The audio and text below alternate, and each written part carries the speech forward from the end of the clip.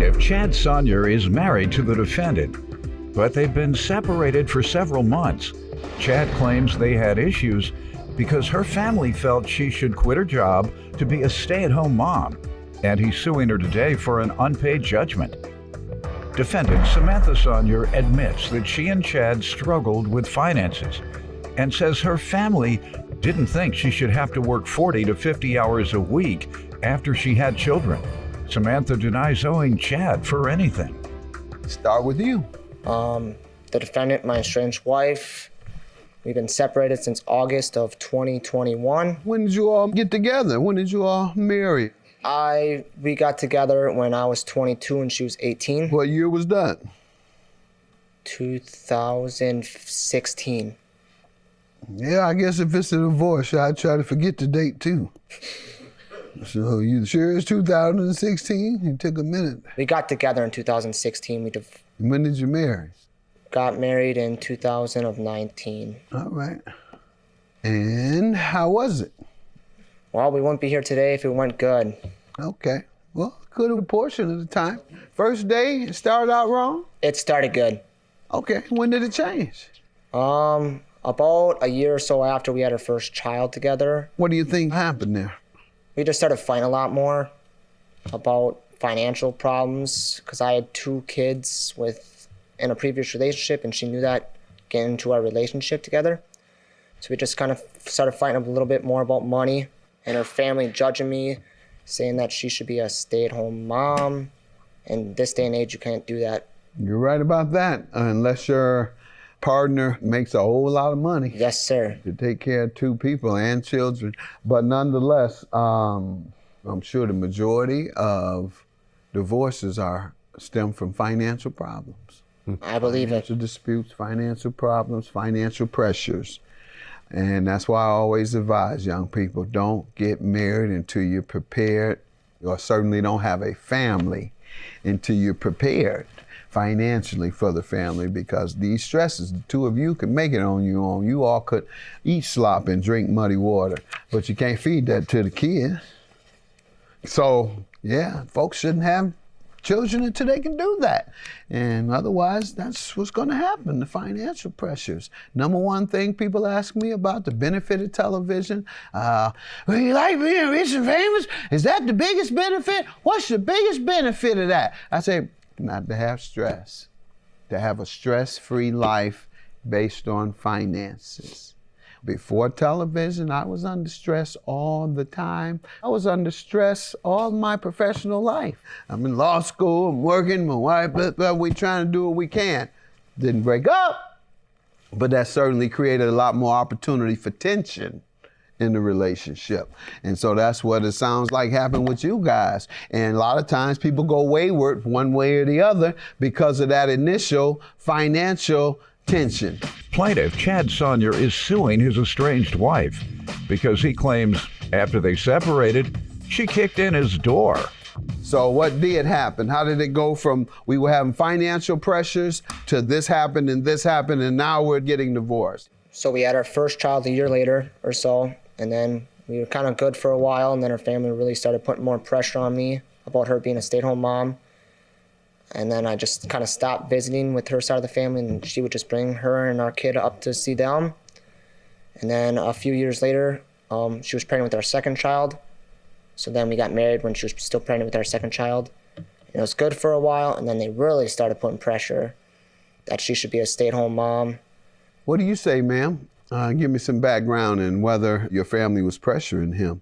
They just believed that I shouldn't have had to work 40 to 50-hour weeks like I was to help support.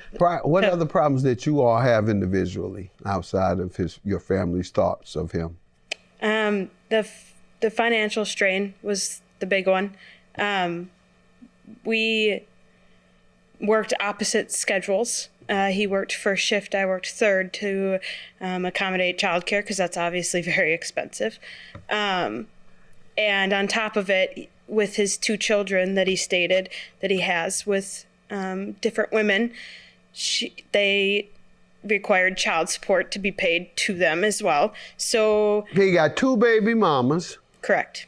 Does he have a skill level that he can get a high-paying job or at least a moderately paying job? At the time, he did work a construction job. Point I'm making is that, yeah, you're never going to catch up with your family expenses if you don't have a skill that allow you to get a moderate paying job at least. Low income jobs, you can't support a family. So I'm sure you all had a lot of tension there. And that led to, you think, all the family input on that, huh? Yes. Which was pressure on him, and that's why you believe he left? Who left who? I left, sir. Why? The financial fights became very frequent, and Did you ever ask him to leave instead of you? I did, but he did not want to separate. Where are the children? They went with you? We share them. Okay, equally. Yep, Okay. we have So week on, week do off. they go to the same school that you Same all? school district, same county. Okay. So you all kept the children together. That doesn't mean they still had a level of stability that they had before you all broke up over finances or you left instead of him leaving like most men would do if we agree that we're not going to be able to live together as a couple. Here, you let the woman and the kids stay. That's what most men do, and that's why we see so many men facing drug, alcohol, and homeless situations, because the financial stresses put on a man in a household lead him to trying to kill that pain of stress and poverty to drugs and alcohol and leaving his household. That used to be a perception of black men, that they leave their families, that they just don't want to be there. Well, studies showed that it was primarily, like anybody else, financial pressures. And who suffers more financial pressures than people of color? And so what we're seeing today is you are what happens in society every day. Men who are head of their households, they're unable to provide. So there's a lot of tension because Western civilization has set up this motto that you're supposed to provide everything. And if you don't, then you're not a man. Your manhood is based on how much you can provide. And if your manhood is based on providing and you're unable to provide, you feel less of a man. If you feel less of a man, that's a lot of stress. You want to escape from feeling less of a man. So you go and drink alcohol all the time to make you feel better. You go use drugs all the time to make you feel better, because when you come home, you're going to feel less than a man. And so instead of going home, I'm just going to stay out here and start getting high and drinking all the time and leave home and live with my smoking buddy or my drinking buddy, and then downhill from there. It has happened millions of times. So I understand the pressures. Plaintiff Chad Sonnier is suing his estranged wife because he claims after they separated, she kicked in his door. And what's the claim for? The judgment you're suing your wife for. Tell me what happened here with the money. So around the time of the divorce, we were good a couple years after the marriage. And then in October, I asked her to bring my son home to his mom's house, and we started fighting, but she did. And then she, as she was dropping him off, she texted me saying, "I'm leaving and I'm filing for divorce," as she was dropping my son off. And so I started calling and texting her and trying to get her to come home and talk and work things out. Did that for every day for like a month and a half. And then in November, the two kids we have together, I went on a little vacation, stayed at a hotel for a weekend. And when I came home, she kicked in the door for the remainder of her stuff that was left in the house. She had keys though. No, we didn't have keys to the house. You didn't have keys to your own house? No. How would you get in and out of your house? Someone was always home, so we never locked the house. Go ahead, ma'am. What about this kicking in the door? What do you want to say to that? Yes, I did have a key. I was the only one that had the key for the back door, which the front door, it was a system that didn't require an actual key. It was a bolted lock. Did you kick in the door? I kicked in the back door. Why? Because the back door was barricaded so that I could not use my key to get in. Got it. All right, so it was set up that you couldn't get in, and you had to do it that way because you were blocked at the entrance in which you had a key. So Right. unlike what he says, you had a key. Now I'll ask you, is that true? No one else had a key other than you? No one else had a key other than me, and that's true. Okay, so you did have a key. Why wouldn't you give him a key? We just never got around to making a second key because we weren't there very long together.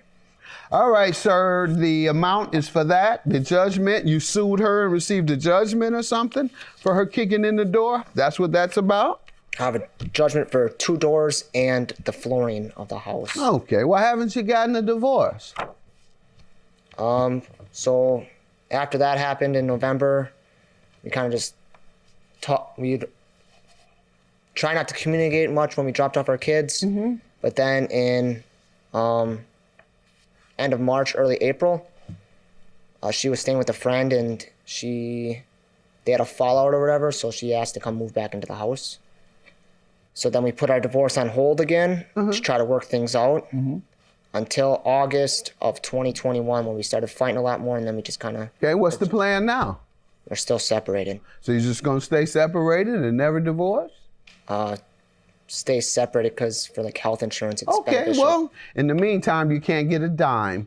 It's communal property. It's both you all's property until you divorce. And when you get to divorce court, then you can tell that judge, I think I should get some extra because she kicked down the door when we were married. Judge might say, like I'm saying, she can kick her own door in if she wants to. It's her property as much as it is yours. She can kick, she can burn it down, she can do whatever, and there's nothing you can do as long as you're married to her. You just out of the same money as she is. Have a good day. Claim dismissed.